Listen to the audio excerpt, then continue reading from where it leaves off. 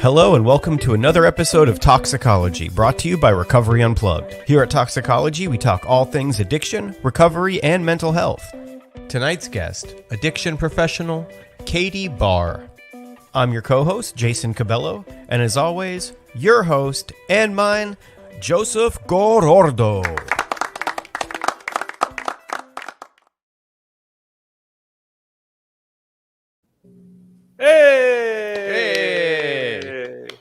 Hey, Jason, how you doing? What's happening? Hey, everybody out there. Welcome to Talksicology, your favorite, the latest and greatest of all the mental health addiction recovery podcasts in all of existence. Number one, right? baby. Yeah, number one. Bonafide. I am having an audio issue. I can't hear you, Jason. Uh-oh. I'm so sorry. Well, You're going to have to wing it for a second while I fix my audio. I'm good at that. I'm good at the jibber jabber. Greg can hear me. You probably just got to fix your earbuds. And if nothing else, come prepared, man. Have some plug-in earphones at the ready in case stuff like this happens. I will take over for a few minutes while Joseph is figuring out his audio prop. There he is. And I'm back. Right. And I'm back. The tech man. Sorry. I just dished the dirt on you. I spilled the tea. Oh, no. I'm sorry. All right. Thank you for the support, Demetra. Go chat. You got a cool name. Thank you. Davy Jones, my man. Constant supporter, Davy Jones. We appreciate you, buddy. So how are you this week, Jason? I'm good. It's a good week. Yeah. Why is it good? Celebrated 6 years of continuous clean time. Man. On Tuesday, right? On Tuesday, yeah, the 7th. 6 years. Marked 6 years. And you know what? For somebody who used like I used, it was not using for 5 or 6 hours back in the day. It was I'd start sweating, I'd start getting nervous, I'd start doing whatever I had to do. And Domingo Ramos. Oh man, Domingo was my roommate in Recovery Unplugged, residential treatment. I love you, homie. Good to see you, man. And Domingo's doing well because he's checking in from LinkedIn. Yeah, Domingo is a Latin Grammy winner. Domingo is one of, and I was born and raised in the music business. He is one of the most talented musicians I've ever met. We have to have him on here. Domingo, will you be ready soon to come on and be a guest for Talksicology? Let's go. I think he will. But yes, I was in a band with someone who went on to win a Latin Grammy. Nice. When I was in high school, I was in a band. It was called Left Lane Closed. We specialized in 90s covers before 90s covers were cool. Oh, in like 98? Yeah, no, like 2001, 2002. Okay. I was going to say, if you're doing 90s covers in the 90s, then you're just doing covers. No, it was 01, 02, and, we did a lot of Foo Fighters. We did a lot of Weezer, but we refused to do like what the people wanted.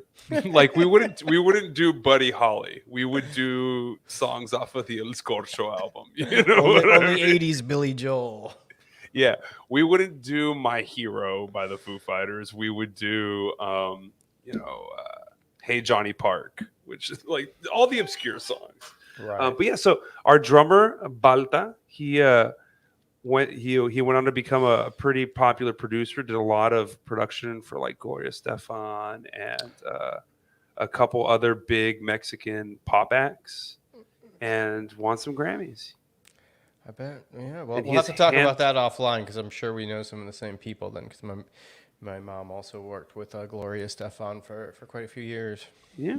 Right on. But anyway, back to But that's cool, man. 6 years. 6 years is a big deal. I know, you're ahead of where I was at 6 years. I did not have a podcast when I was 6 years sober. So you got that going for you. Well, yeah. When you put it that way, I guess you're right. I'll accept it.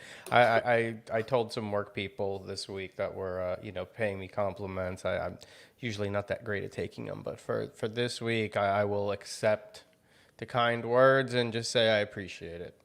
Right on. And congratulations to Meg Gibbons, who says she's got 1 month and 3 days, and she's super grateful. Woo. Um, so I had an interesting experience today, Jason. So, my job is outreach, right? So, like, I Yeah. go out, I meet people, whatever, right?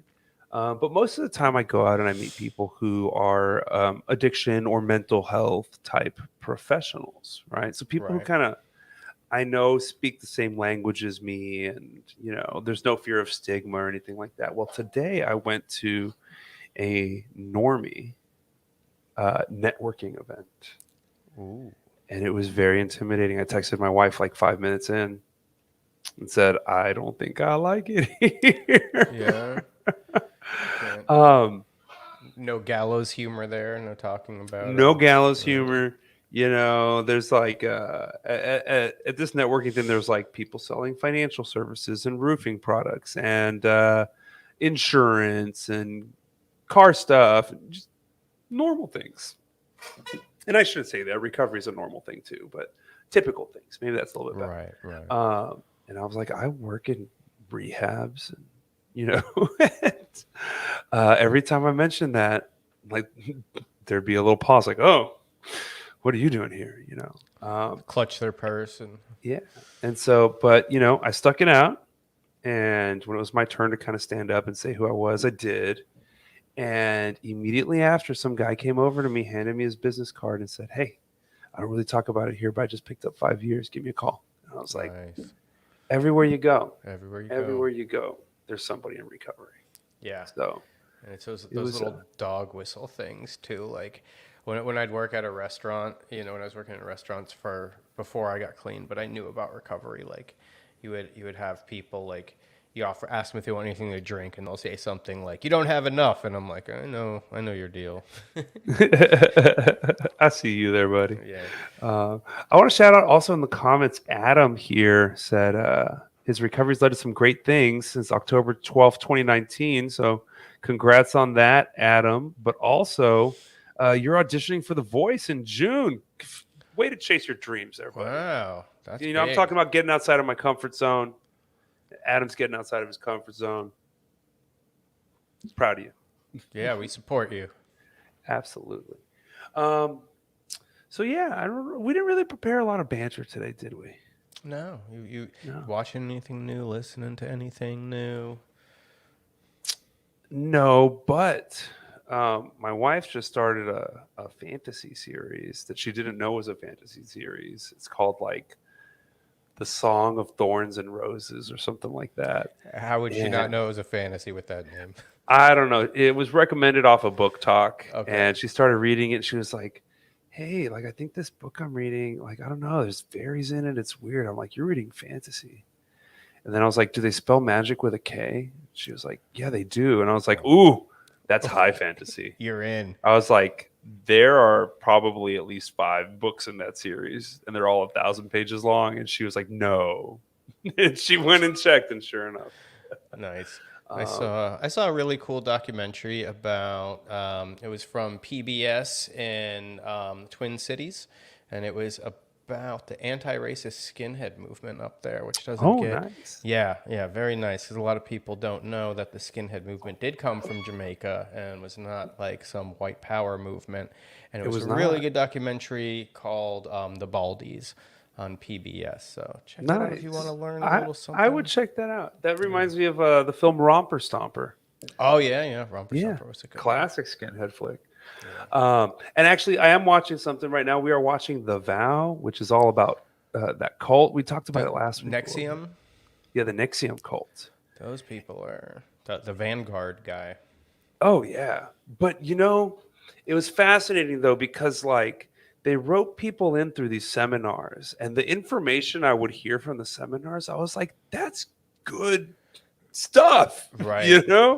But then they get you on the obedience and the loyalty. And that guy, I mean, what did he say? Like he had like a 300 IQ or 240, 240. Is that what he 240. said? Something Yeah. ridiculous like that. And everybody thought he was this genius. But all he would do, and you see it in there, is like people would ask him a question like, what do you think, you know, this is, and he would just be like, what do you think it is? And Yeah. then, you know what I mean? And of course, people who are looking for validation, you get something like that and tell them that they're right. Of course, everybody's going to say he's a genius because he Yeah. agrees with everything I say. Yeah. But it's interesting because I have heard people say like, "Oh, AA is a cult, right?" Or "NA is a cult." And while I agree, there's some things that to the outsider might seem odd. Definitely not a cult. Yeah. Uh, No leader. yeah, no leader. Um, People who think they are, but yeah, I mean maybe in some of the smaller groups. Yeah. There's anyway. I'm very grateful to AA, and I don't think it's a cult. Agreed. Um, but anyway, so guess what? We have a fantastic speaker, speaker, a Guess fantastic getting in the guest. AA mindset. I went into AA mode. I was like, we got a great speaker. Now we're gonna hear a good story. No, we have a great guest tonight, Jason. This is a woman that, oddly enough, she's been around Austin about as long as I have, and I've heard her name many times over the years, and always in high regard.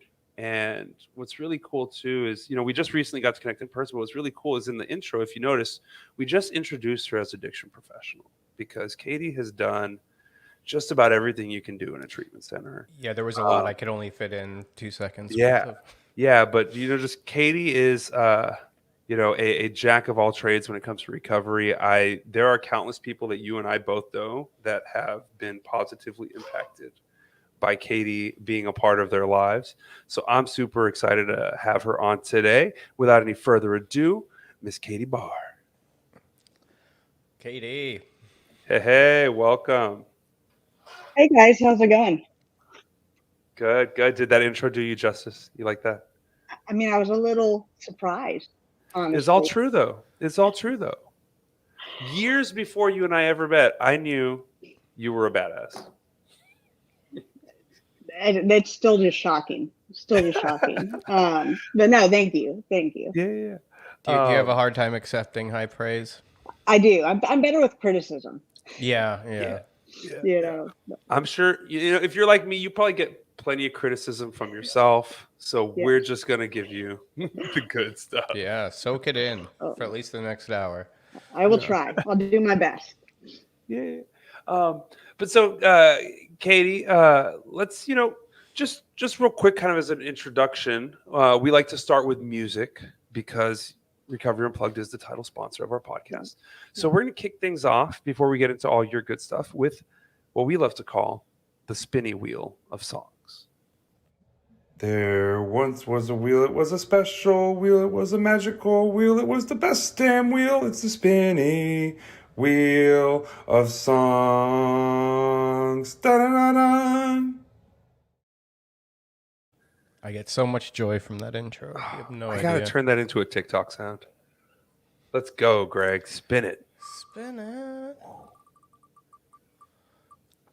I'll take this moment to remind everybody that you can listen to the playlist of all the Spinning Wheel of songs on Spotify. And today's question is a song that reminds me of childhood. Jason, you want to go first?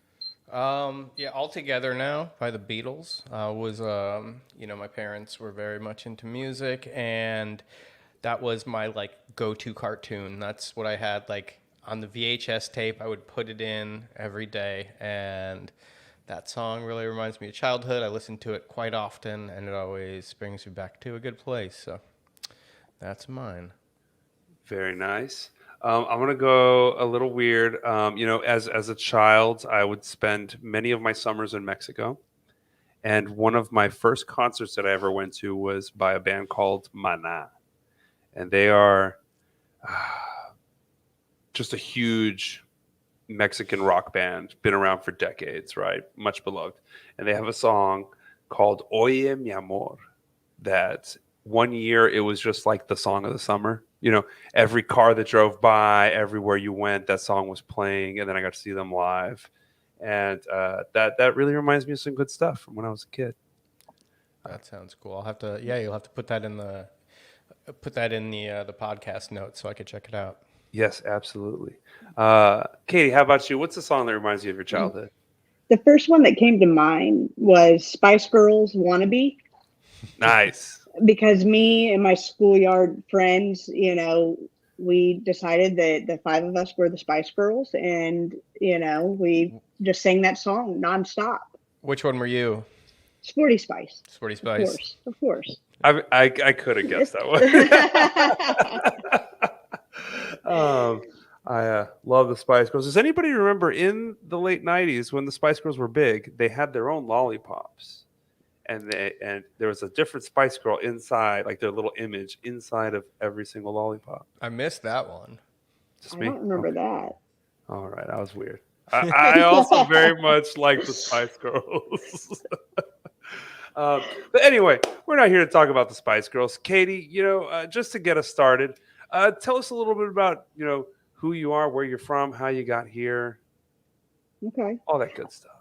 Well, I mean, so I almost went into like a 12-step intro right there, but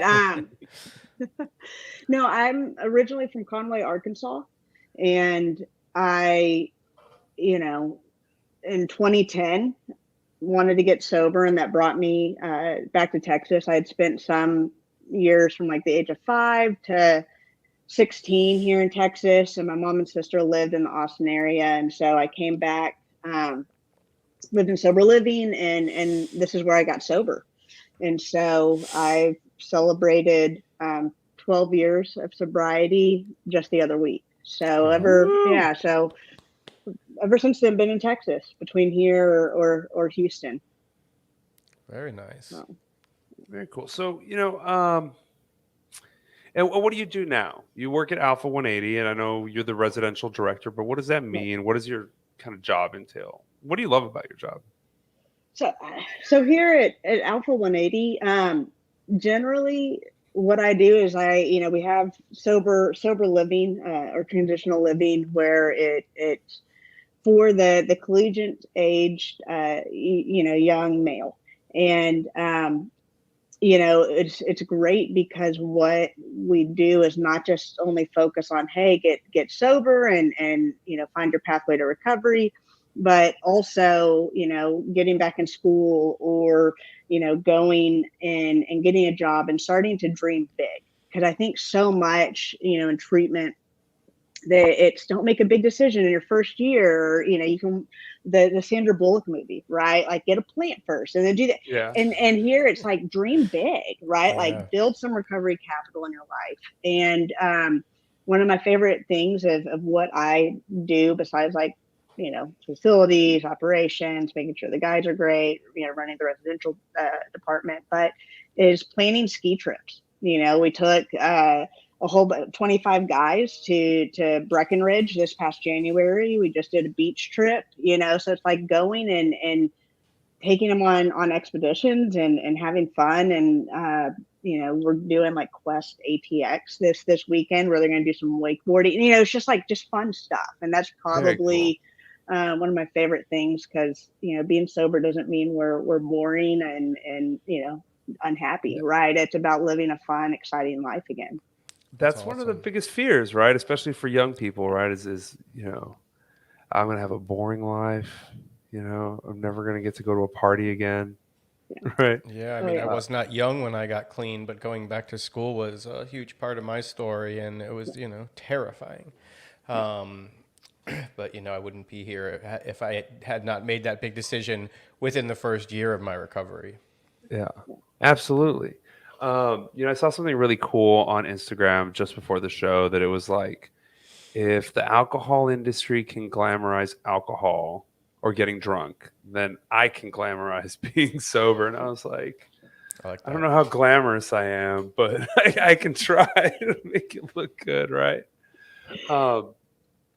So I think you might be the only person I know who grew up in Arkansas, Katie. So I'm really curious about because I'll be honest, I've driven through Arkansas once or twice, but when someone says Arkansas, I picture, rundown, lots of fields, very rednecky, very Bible-y, and I'm not trying to slight the wonderful people of Arkansas. I'm asking you to enlighten me a little bit as to, what was life like growing up for you? Well, I mean, so Arkansas, I mean, it's a beautiful You're not state. wrong. Yeah, I was like, yeah, you're not wrong in some regard, right? But I mean, it's a beautiful state, right? It's the natural state. You have mountains, you have water, you have, it's beautiful, and especially in the fall, right? You get the leaves change colors, and you have the red, the orange, so all of that in regards to like the nature part is just wonderful. You also have some of the nicest, sweetest people in the world that are there. And I mean, so, growing up, because as a young kid, I don't remember too much. But I remember when I moved back there when I was 16, there was nothing to do. We hung out at the Sonic. And, I grew up and lived in a dry county. And so in good old Faulkner County, Arkansas. And so it's just this dry county to where, that doesn't mean that alcohol didn't exist, because of course we were drinking. Even in high school, I was drinking, right? But it was just like we had nothing to do except for just to goof off. And I played a lot of sports, and sports are really big there, especially because we don't have a professional team. So of course I am a diehard Arkansas Coach Select days. Oh yeah, those are a great time. Stuck on the truck. But I was a diehard Razorback fan, still am. And so, I mean, woo pig suey all the way. But no, I mean, it's just like that. Wait. Woo pig suey? It's how you call the hogs. It's how you call the hogs. Okay. I actually saw a fun fact that Arkansas was the only team this past year to have to win their bowl game, to make it in both men's and women's to the NCAA tournament basketball, as well as with their baseball team. They're Well, they don't have anything else to do but focus on the sports, right? It's either. I mean, and I won't do the whole pig call because it's a little embarrassing. But yeah, no, I mean, so no, I mean, it's great. It's just small town. It's a small town feel. You can't get away with. I mean, my family knew of all the trouble I was getting into in my addiction. There's a lot of methamphetamine there. I mean, Moonshiners was filmed in Arkansas. And so it's just like it's hard. Even with getting sober, I didn't really know anybody who got sober. So when I wanted to, I mean, anybody who went to rehab, there's not a lot of rehab resources there. And it was just like, we would always celebrate whenever they came back by drinking or smoking weed, right? Like, it was just like, we didn't understand this concept of like getting sober and staying sober. How far would you have to go? I mean, did you get sober there, or you got sober in Texas, right? I got sober in Texas. Have you gone back and done any recovery meetings or anything like that in that area? Yeah, I went to one. So when I was in sober living, I went up to make amends to people, and part of my sober living was like, you have to go to a meeting while there. I got connected by somebody who had gotten sober in Austin and had moved back. And so I mean, it's starting to develop. Like the recovery world is starting, but still it's so hard. And I don't know if it's because it is in the Bible Belt, right? I was sharing with y'all that we used to joke about how, every corner had a church and a pharmacy on it, because it really did. I mean, it's, just overloaded with just churches and churches and churches. And so, I could hypothesize that this idea of like, oh, well, you can just go to church and church should keep you sober. We don't need rehab, right? I don't really know what that problem is precisely, but yeah. So Katie, growing up, being that it is Pride Month, when did you know you were gay, and how was it growing up in Arkansas, being gay in that kind of Bible Belt culture? Like, was it something that you felt like you had to hide? Was, I'd love to hear about that experience. Yeah. So, I mean, because when my parents got divorced, so yes, we grew up in the Bible Belt, but also my family, very, very religious, right? Grew up in an Episcopal household. And so when we moved back to Texas, it was still church every Sunday. doing, church group Wednesday nights, doing, Bible study Sunday night in addition to church. And I know when I first started to realize I was gay, I want to say it was like one of my best friends. I started to feel like this, it was attraction, but I didn't know how to define it at that time. Right. It was different. And it was different. And Yeah. I mean, that I must have been, 12, 13. And then in high school, I started to kind of recognize that, okay, like I'm feeling attraction to women. And I did want to hide it. I didn't want to be attracted to the same sex at all. I very much so felt shameful, felt that, the fear of rejection from my family, confused in regards to, how can, if I have this, believe in God, then how can, like, what is going on? Like, why can't I, just pray this away or make this stop? Or, Did you try to? Like, did you feel a desire to like try to change that about yourself? oh yeah. Yeah. I mean, I dated, boys, and, absolutely tried to just make it myself not gay. Right. I thought, well, maybe it's just, I haven't, it's not the right boy, or maybe, right. Like, it was just like, here, let me try to force, myself into being straight. And, I think I remember I came out to my mom after I was 18, after I moved out of it, was out of the house, was going to go away to college. And she said, Katie, I don't know why you'd choose this life for yourself.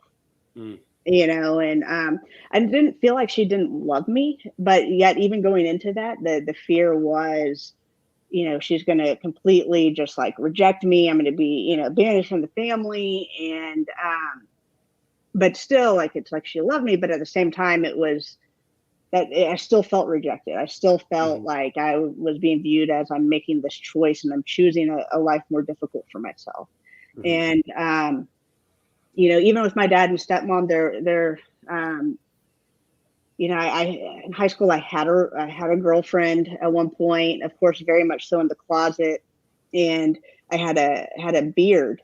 And so, which, if y'all don't know what that means, like, I had this boyfriend, right, that I wasn't really serious about, but just to kind of cover up the fact that I had this girlfriend. And How could I be gay? I have a boyfriend. yeah, right. And but my stepmother, I remember she went through my phone, and so she knew. And that's a whole other talking point. But like, even when she would get mad and angry at me, she would call me a dyke and just sit there, and I mean, like, try to fight me. And it was just this whole other thing. So where there was that discrimination within the family versus my mom just saying, well, I don't know why you'd choose this way.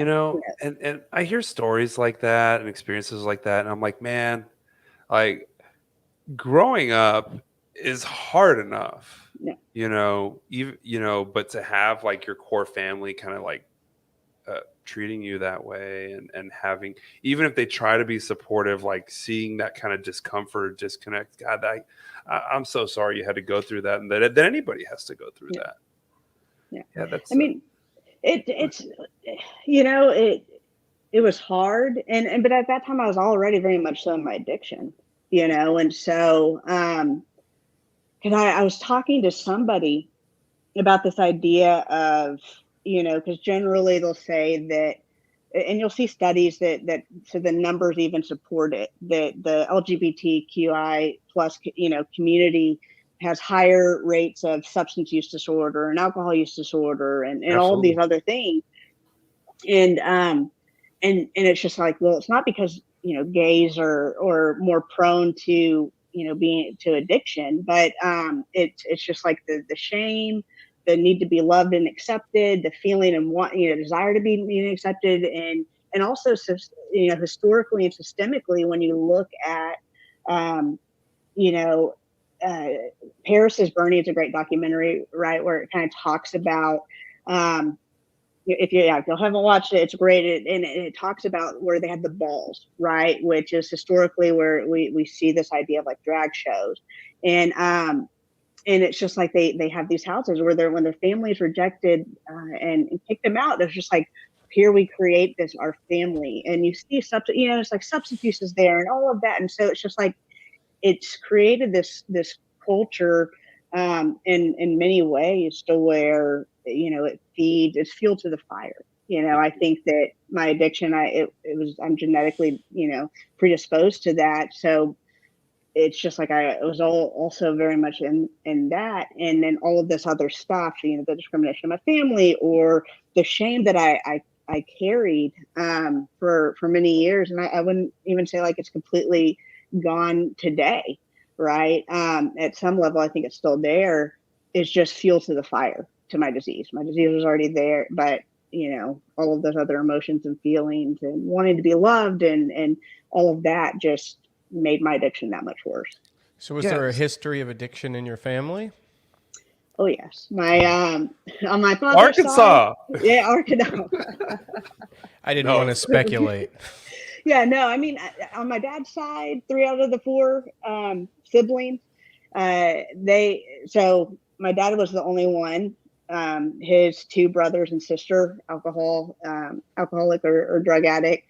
On my mom's side, I have an aunt, and he struggled with substance use. So yeah, it's a very strong gene in my family. Yeah. So, in how did you? I'm going to rewind. Okay. What would you have liked to have heard when you first came out to your family? What would you have liked their response to be? I mean, my sister probably gave me the best response that I wish, my whole family would have been able to give, which was, when I came out to her, she was like, "Katie, you're my sister." Of course I knew, like, like just like as if it were no big deal, right? Like, okay, like we, yeah, and so it was very much this, because then it seemed normalized, right? Because when it's not normalized, it carries that idea of something's wrong with me. Okay. So when you got sober here in Austin, Austin is a blue dot in a sea of red, pretty liberal city. Did that make, being in a community where there are LGBTQ voices and spaces and things of that nature, did that make it easier for you to get sober here than anywhere else? I mean, so. And this is where it's like, and with this, it's like, so, my experience, I obviously do not speak for all the gays or all the lesbians. And, I've only ever had straight women as sponsors, right? I think the majority of my friends are straight. And so it's like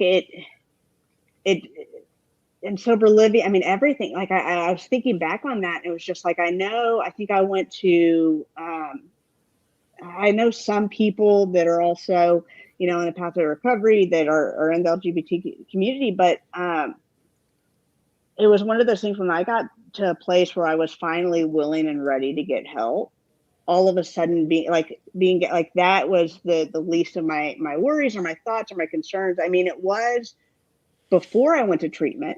There were a couple of programs, and one of them was faith-based that my mom, had tried to find for me to go to, and of course they're asking questions, and here comes the question about sexual orientation, and I answer it, and they say, well, that's a sin, right? And I was like, oh, not going there, right? And I mean, even in treatment, the treatment center I went to, it was co-ed, and because it was a adolescent / young adult. I got sober at 21, and there was a guy there that was continually, and he was another client who's continually being discriminatory towards me, and I would report it to the staff, and like I didn't feel heard, and but I continued to, like, at that point it was just like, I want to, like, no matter what, like, I want to stay sober. I mean, I would get upset, and I remember one time storming out a group, and they would talk me down, but it's like nothing. I didn't feel like the problem was getting addressed. And I remember when I was interviewing and trying to find a sober living home here in Austin, I asked the house manager, like, hey, I'm gay. Like, is that going to be a problem? And she just laughed and was like, no, honey, like, I am too. right? And I think it was that made me realize, like, okay, like this isn't going to be some type of barrier to my recovery journey. And but no, I mean, it's great. I will say that because I lived in Houston, and I thought, like, oh, Austin's like, I mean, because comparatively to Arkansas, yes, Austin is extremely liberal. And then I live in Houston, and I tell you what, like that, you know, just LGBTQ community there also is just so big, which I never would have expected or thought. Well, Houston has a legit gayborhood, right? Is it Montrose? Yeah, Mhm. Montrose. Montrose. neighborhood. Okay. Yeah. Austin does not have a gayborhood, right? Yeah. So And Houston has a lesbian bar, like a true like lesbian like hangout, right? Whereas Austin doesn't. I could have sworn wasn't there a place called Rain that was like the spot? Maybe I'm wrong. Okay, never mind. We don't need to talk about clubs in Well, Austin. yeah. So bringing kind of our last conversation into like the treatment world. You know, Yeah. what are some of the things that you see in the treatment industry that like we get wrong a lot about trying to help LGBTQ individuals, or what do you wish we could do better in treatment? I mean, and because see, there's two ways of thinking. Like, there's this part of me that's just like, I think as a whole, you know, I think when looking at, you know, equity and, you know, equality and all of that, and truly like equity, it's this idea of, I mean, I know I didn't necessarily need anything special or different, and the only thing that I truly needed was just a space that was safe for me to be different, right? And in that same light, it's just like, I'm human just like everybody else, and I wish that, you know, all as a treatment that we were able to treat every client, every person as truly human, right, and equal, and with the same care, attention, respect across the board. You know, I do think that being fully equipped to understand the shame and being trauma informed and everything else, and that there are going to be people who, you know, may have that as a very big barrier, you know, their sexual orientation, and not even just sexual, when we're talking about the broader LGBT community, being more equipped for the transgender, you know, individuals, which I think that is just severely lacking in this country. I mean, I know there are spots, but I think that as a whole, it's just like starting to create a space that's safe for each and everyone. Mm-hmm. You know, anywhere within the LGBTQI plus, you know. And I'll admit, you know, I am a cisgender hetero male, and Jason is as well. But I think we're both, you know, men who want to think of ourselves as allies. And, you know, I know that in the past, like at Recovery Unplugged, we've done trainings on like, you know, how do you, you know, avoid misgendering someone? You know, how do you use pronouns appropriately? And I remember learning during that training, we talked about that, like, for some individuals who are more like fluid, gender fluid, you know, that the pronouns that they prefer can change from day to day or week to week. And you know, learning to honor that has always been, you know, it's been like a learned skill. Yeah. And it's taken, you know, LGBTQ voices like yours to kind of, you know, even make us aware of where we were falling short at certain times, you know. So I appreciate everything that you're saying right now. I do want to ask you, you know, you mentioned the word equity and then you mentioned the word equality, and those are two different things. So, you know, maybe for our audience at home, if you might help break down what's the difference with those two words? And for me. Yeah, absolutely. Well, I mean, equality is treating everybody the exact same, right? Whereas equity is treating everybody in a way that, I mean, hold on. I'll even draw you a little picture. I got a little sticky note right here. Let's go. Visual aids. I love it. This is the best way to do it, right? Is, okay. You know, you have three people, and there's a fence line, and they're all at different heights. Hold on, there's a picture coming, and right, they're all at different heights, and one can kind of look over the fence line, There's a right, tall guy, a medium guy, and a short guy standing by a right, fence. I'm describing it and for our and audience, our and audio folks. and equality is giving them all the same thing necessary, right? All giving them the same size, right? So maybe a 1 foot block. That might help the guy in the middle, but that's not going to help the short guy in the very end, right? The short guy needs a 2 foot block to stand on. Right. And so equity is providing each one of those guys with whatever's needed to all see over the fence. Okay.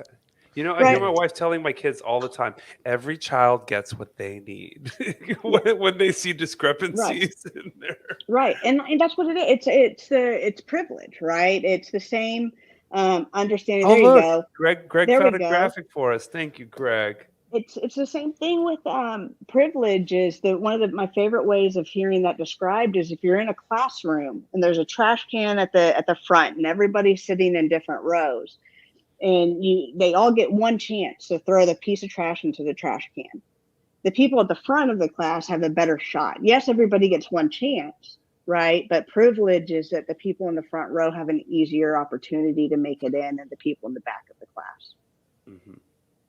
And I think we can all agree that, right? You know, when you mentioned like your mom telling you, like, I don't know why you would choose to be that way, you know, it's not a choice. And, you know, I don't think, you know, if it was a choice, a lot of people wouldn't choose it, right? Because of the difficulties inherently in identifying as an LGBTQ individual, right? So there has to be, it's a tougher road than what I've had to walk in a lot of ways, right? So I think that's wonderful, that distinction between, you know, equal or equitable, and having those be two different things. Absolutely. I mean, and the no, you know, choosing it's the same thing as, you know, with substance use, right? Would we really choose to be a drug addict or alcoholic?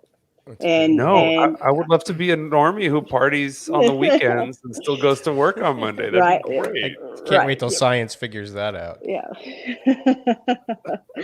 So, you know, it's the same thing. And I mean, it's one of those to where you know, you'll see, and with, you know, sexual and all of that being a barrier.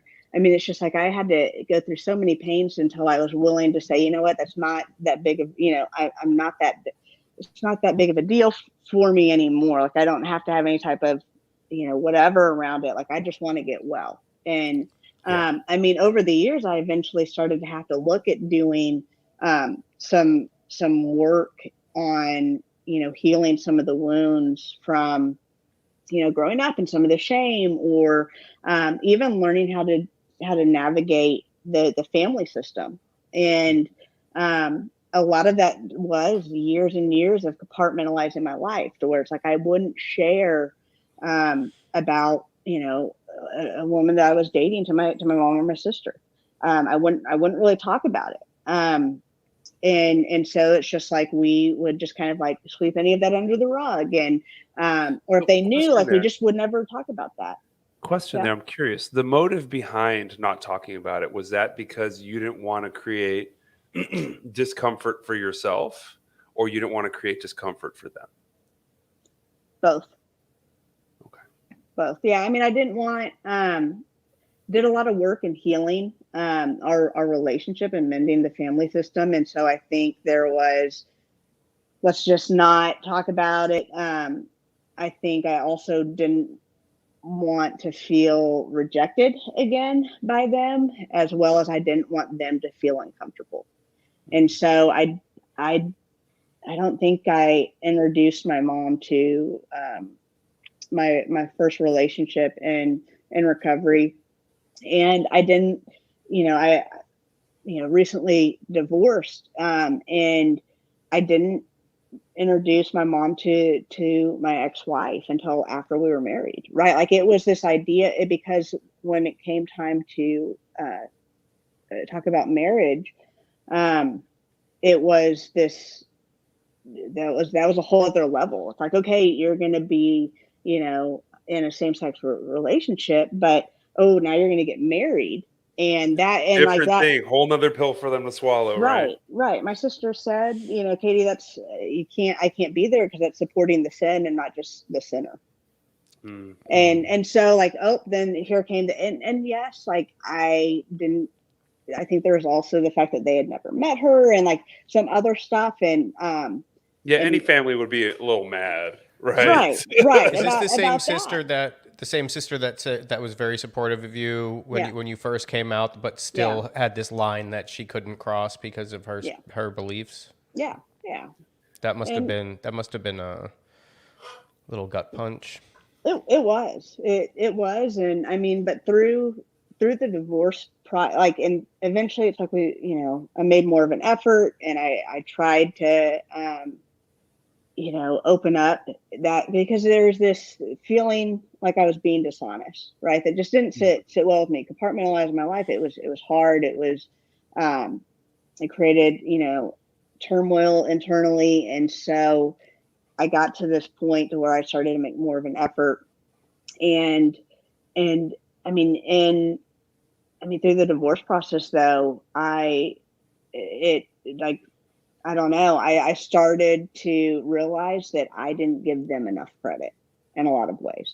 And it sounds like the divorce caused enough pain for you to change something, right? Yeah. Just like with everything else. Yeah. I mean, it did. It was, I think it was my own shame and my own fear, my own, issues and fears around the family that I didn't bring around more, as well as and then once I started to open up and say this was going on in my family, they had been trying to do a lot of work, and I just didn't see that. I continue to think that they were going to respond the way they would have, 10 years ago. Well, I love hearing, I don't love hearing that you went through some difficulties, right? Yeah. But, I've always considered one of like the blessings of recovery that I value the most is the fact that I'm pretty much the same person everywhere I go. Like I get to show up as myself in every situation. Like, obviously I know when not to curse and when to cover up my tattoos and things like that.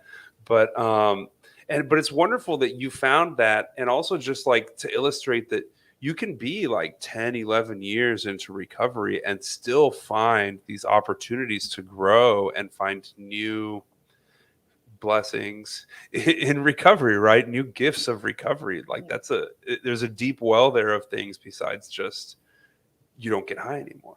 Yeah. Right. Yeah. So I think that's a great example. Thank you for being so vulnerable and sharing that with us. Yeah, of course. Jason, were you going to say something? No. Did I just imagine that? You did. So in addition to all the things you've done, right? One of the things that you've been doing most recently is interventions, right? I think a lot of our listeners probably aren't super informed on what interventions look like, and even less so informed on what maybe some considerations might be when we're talking about interventions with a member of the LGBTQ community. To get them that equity, right? So would you talk a little bit about some of that stuff? What does an intervention look like, and what should we keep in mind when talking about interventions for somebody who's LGBTQ? Yeah. So I mean, interventions. Most people always look at the show Intervention, which only shows like a little bit of the time of it, right? Generally, intervention is primarily a lot of work with the family. It's a lot of work on the family system, on coaching the family to see, is there any enabling, and whether it be the general enabling that we think of giving their loved one money or shelter or these material things, or is it that they're cleaning up the messes? Are they a banker or a janitor type mentality, and just taking a look at that and looking at, okay, what is making it so that the person who's suffering from addiction has, so that what is it? It's just like enabling stuff that somebody can and should be doing for themselves, right? And why would I in my addiction stop using drugs if I have access to money, access to resources, access to shelter, access to somebody to clean up my messes. And once all of that got taken away, all of a sudden I'm left with absolutely nothing. My own mess. I have, burn everything to the ground. And so then, of course, I'm miserable enough to accept offer for help. Right. And so an intervention is designed to help raise the bottom. Right. That the loved one doesn't have to lose and destroy everything before they're finally willing to say, okay, I'm ready to get help. It's just designed to help enlighten the loved one of like what things are going to look like, to paint a picture of what will happen when all the enabling is gone, and hope that their loved one will decide to get the gift of recovery and accept help. And so, the process is many hours working with the family, talking to the family, and then maybe 1 or 2 hours talking, or even 5-10 minutes. Like I've had an intervention where it's like as soon as we came in and they realized what was happening, they're like, all right, yep, I'll go. Right. They're like, And are we so, doing an intervention? Don't read the letters. Let's just Yeah. we'll just go. And so it's one of those things to where it's just creating an opportunity for love to be spoken, and where the individual can understand how much their family truly loves them. And so, yeah, I mean, when looking at like things to be, considered, I think it's just understanding like family dynamic, because it is a big family piece. And I think that's something that I know originally when I was like, oh, I want to be this was like 11 years ago. I was like, oh, I want to be an interventionist. I didn't understand that piece, right? That the majority of the work is with the family, and it's all about the family system, the dynamic, and family dysfunction is going to come to light in that, because as if I'm going to have an intervention done on me, and there's this person who's stepping in that's coming in the way of me and my drug, I'm going to sit there and try to deflect and point the finger and, well, Right. Uncle Bob, you know what I mean? And so it's just like, here, it's just being aware of some of the shame, the fear, the family, system dynamic, and, just being able to treat it all with respect. And I think any intervention, it comes down to having as much information as possible to be able to do the best job that you can. I feel like a lot of people watching the intervention show can want to take things into their own hands and do a huge disservice to their loved one, to think like, well, I've seen the show enough. I know what we have to do. We have to get everybody who this person loves into a room and give them an ultimatum. We don't need to hire a professional.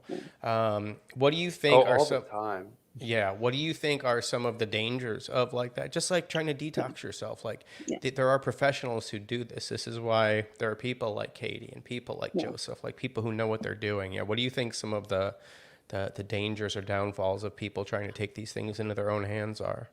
I mean, I think, well, first and foremost, like an intervention isn't necessary until the family has at least asked, hey, will you get help, right? Hey, they need, I think there's also interventionists that are out there, people who want to be interventionists. Who'll be like, yep, you have a problem with your loved one, I'll come in, and then it can blow up in their face if the family hasn't tried to ask their loved one to get help first. That's right? The first thing I always ask when someone says, Joseph, can you recommend an interventionist to us? Has anybody asked this person if they're willing to go to rehab? Right.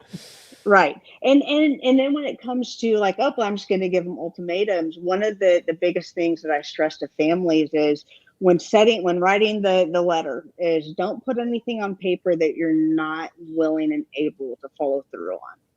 And that they really need to sit with that question, because it's only going to do more harm down the road if they say, well, we're, not going to bail you out of jail anymore or whatever. And then, the loved one doesn't go to get help, and then they end up in jail, and the family, bails them out, because then the sufferer realizes that, hey, they're not going to mean what they say.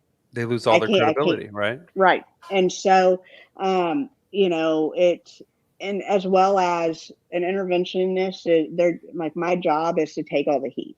I have been called all kinds of names. I've like, when I step in, I want, if there's going to be anger, the anger to be directed at me and not the family. The family has suffered long enough, right? And yeah, I mean, I'm blind in my eye. I called a blind eye. You can add any type of, wonderful adjective. Blind eye insert. Insert, right, and furniture thrown, and I was getting cut, and the mom was like, "I'm so sorry." I'm like, no, this is what, like, I can take it, Yeah. right? Because I understand that they're hurting and their life, and they're just terrified that the only solution they've ever known to work is about to get taken away, and they can't imagine life like that yet. They're terrified. Right? Yeah, they're terrified. Oh, So, Katie, I could never be an interventionist. My self-esteem and ego are far too fragile. I'd be like, I'm a jerk? Are you serious? What? I'm just here to help you. Stop being mean to me. So, God, Katie, you're such. I could listen to you. I've learned so much in this episode. I know Jason has at least learned the definition of the word equity. Yeah. And so You know what? All I thought about when I saw the diagram that Greg put on there. So I'm short, and so is my girlfriend. And every time we go to concerts, I feel like that little guy on the right side, just like looking up. I need some equity in like concert venues. You need I'm one of just those saying. little fold-up stools. They've got those little stools that are for festivals. You fold it up real small, and then you put it down, and you stand on it. Send me a link. I got you. But we are getting towards the end of our time here, Katie. I feel like we could have got at least another half hour talking about all this stuff, because you're just such a wealth of knowledge. But since it is almost time for us to wrap it up, we're going to move on to one of our favorite segments. Hold your ears. There's going to be explosions. Rapid fire questions. It's rapid fire question time.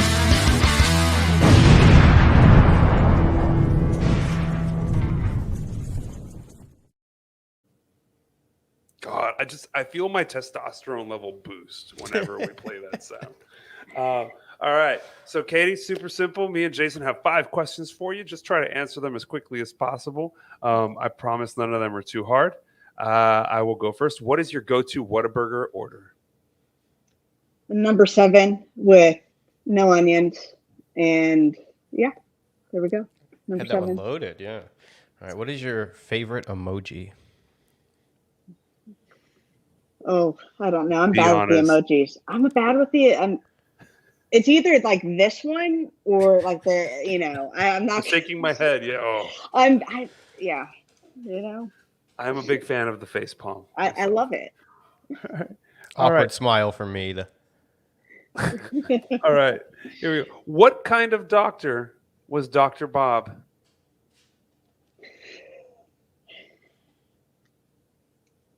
A butt doctor. I'm like, I don't know the actual word, but yeah. He was a proctologist. Yes. There we go. They used to say you really put your ass on the line when you go see Dr. Bob. Who's Dr. Bob? From AA. I'm just kidding. I know. God, you All right. NA guy. Katie, when was the last time you did, or what was the last nice thing that you did for yourself?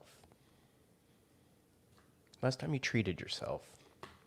Well, I mean, I went to the gym. I feel like that's nice, Yeah. Good. Self-care. Yeah, self-care. Dude, some solid gym time is like a therapy session. That's beautiful. Yes, yeah. that totally counts. All right, and here's a tricky one. Last question, Katie. Does God have feet? I don't know. I don't know. Maybe God can have whatever he wants, right? I mean, I don't know. Maybe he has feet one day and then he decides to go feetless the next. I don't. Oh, man. Lefty All right. doesn't have feet, or at least on one side. That's why we call him Lefty. Oh, that's Lefty. Lefty's only got one foot. Yeah, good timing there, Lefty. All right, well, that's all we got for rapid fire questions. Thanks for playing along, Katie. Now, the last thing we get to do here on the show before we wrap it up is we're going to give you one last opportunity to share whatever you want. No agenda from us. This is your chance. Leave us with some wisdom. I mean, I have no idea.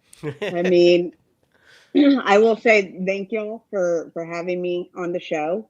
And anybody else, I mean, one of the biggest things that I can just say, like, recovery is possible. If you don't feel like it is, even if you failed, many times, right? That the recovery is possible. So. Absolutely. There's always hope. And if you're out there using and struggling and searching for a way out, you know, there's millions of people all over the world just like us who'd absolutely help you for free and for fun. So if you're struggling, just know that there's 1,000 ways in and there's 1,000 ways out. We hope you find yours.